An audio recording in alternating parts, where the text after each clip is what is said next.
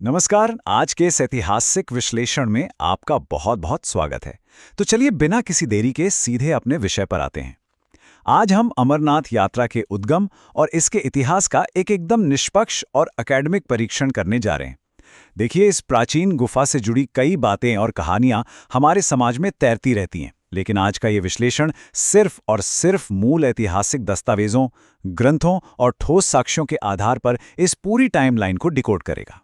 इस चर्चा की रूपरेखा बहुत ही स्पष्ट रहने वाली है। हम मुख्य रूप से 5 अहम बिंदुओं पर बात करेंगे। पहला, 1850 की खोज का वो मशहूर दावा। दूसरा, हमारे प्राचीन ग्रंथों में मौजूद साक्ष्य। तीसरा, प्राचीन तीर्थयात्रा का वो रूट। चौथा, मध्यकालीन रिकॉर्ड्स और विदेशी यात्रियों के वृत्तांत। और अंत में 1872 में इस यात्रा का फिर से शुरू होना। ये इतिहास की परतों को सिलसिलेवार तरीके से खोलने का एक बहुत ही शानदार सफर होने वाला है। तो आइए पहले भाग से शुरुआत करते हैं। 1850 के खोज का दावा।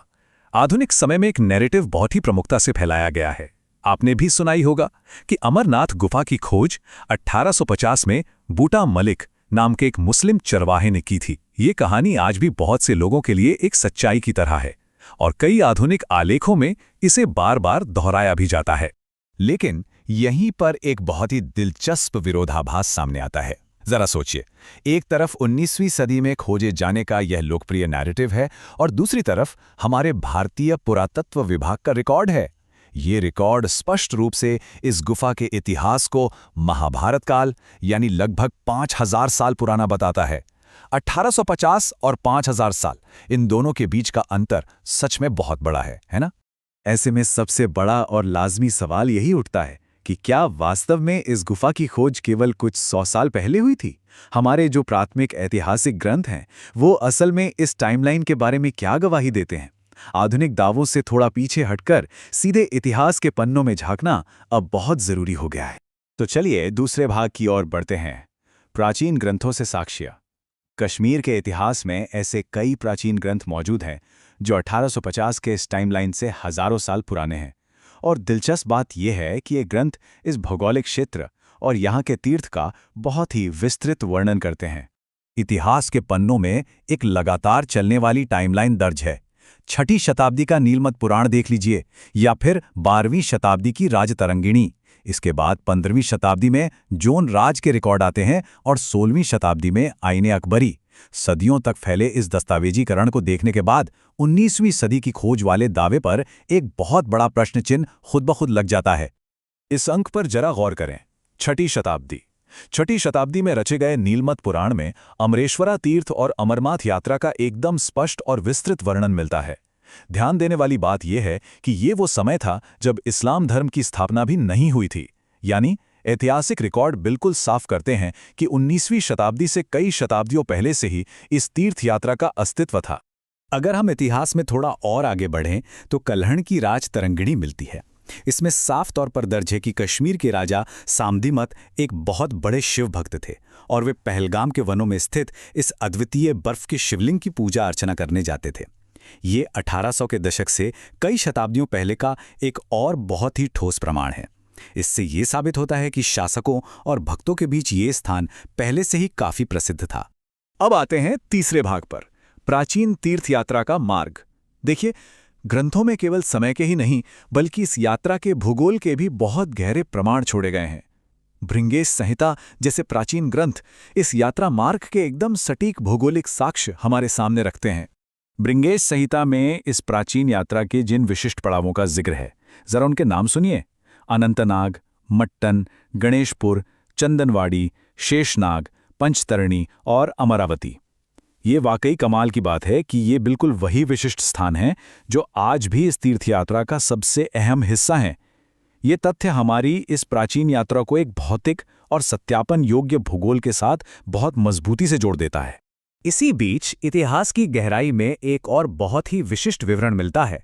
पुराने रिकॉर्ड बताते हैं कि अमरनाथ गुफा की ओर जाते समय श्रद्धालु अमर गंगा नदी के पास से गुजरते थे और अपने पाप धोने के लिए शरीर पर इस नदी की मिट्टी का लेप लगाते थे। ये छोटी सी लगने वाली बात दरअसल ये स्पष्ट करती है कि हजारों साल पुरानी इस परंपरा के अनुष्ठान कितनी गहराई तक स्थापित थे। चलिए भाग 4 की ओर चलते हैं।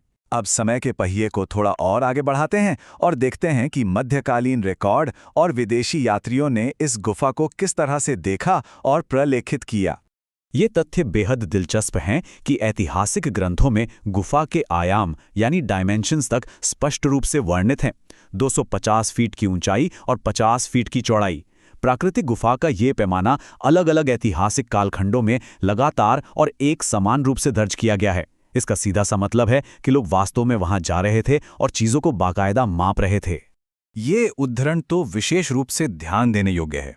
16वीं शताब्दी में सम्राट अकबर के दरबार के इतिहासकार अबुल फजल ने आईने अकबरी में लिखा है कि गुफा में बर्फ का एक बुलबुला बनता है जो 15 दिन तक बढ़ता है और 2 गज से अधिक ऊंचा हो जाता है, और चंद्रमा के घटने के साथ साथ ये सिकुड़ना शुरू हो जाता है। ये इतना विस्तृत और सटीक अवलोकन है जो 1500 के दशक में इस गुफा के ज्ञान को पूरी तरह से सिद्ध कर देता है।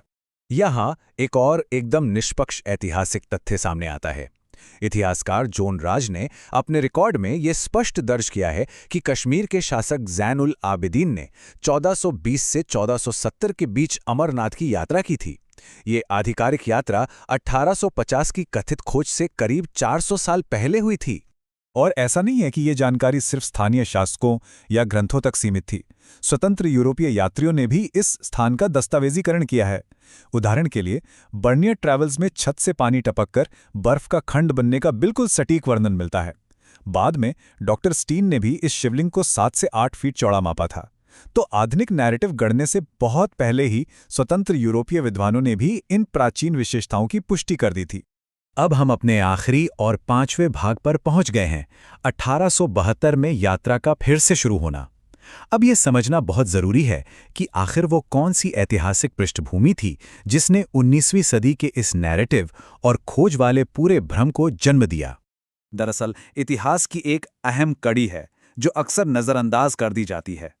ऐतिहासिक स्रोतों के अनुसार विदेशी आक्रमणों और व्यापक विस्थापन के कारण 14वीं शताब्दी के मध्य से यह यात्रा लगभग 300 वर्षों तक बाधित रही थी। इस लंबे व्यवधान ने परंपरा की उस दिखाई देने वाली निरंतरता को बीच में ही तोड़ दिया था। और फिर आता है साल 1872। यह वो महत्वपूर्ण वर्ष है जब सदियों के उथल-पुथल और व्यवधान के बाद अंततः इस तीर्थ यात्रा को आधिकारिक रूप से फिर से शुरू किया गया। वास्तव में ये कोई नई शुरुआत नहीं थी, बल्कि एक बहुत ही पुरानी परंपरा का पुनर्जागरण था। तो इस पूरी चर्चा का सबसे महत्वपूर्ण निष्कर्ष ये निकलता है कि एक बाधित परंपरा के फिर से शुरू होने को ही 1850 के दशक की एक नई खोज के रूप में गलत तरीके से प्रचारित कर दिया गया। 300 साल के अंतराल के कारण जो पुरानी स्मृति थोड़ी धुंधली हो गई थी, उसके दोबारा शुरू होने को एक बिल्कुल नई घटना मान लिया गया, और इस तरह एक प्राचीन सत्य जो सदियों से ग्रंथों में सुरक्षित था, उसे एक नई कहानी का रूप दे दिया गया। तो अंत में एक बहुत ही गहरा सवाल हमें सोचने पर मजबूर करता है। क्या प्राथमिक ऐतिहासिक ग्रंथों की अनदेखी करने से हजारों साल पुरानी परंपराओं के बारे में हमारी समझ पूरी तरह से बदल नहीं जाती? क्योंकि बिना मूल साक्ष्यों और ग्रंथों के इतिहास का विश्लेषण हमेशा अधूरा रहता है और भ्रांतियों को ही जन्म देता है। खैर, ऐतिहासिक तथ्यों का यह सफर आज यहीं समाप्त होता है। इस ऐतिहासिक विश्लेषण का हिस्सा बनने के लिए आपका बहुत बहुत धन्यवाद।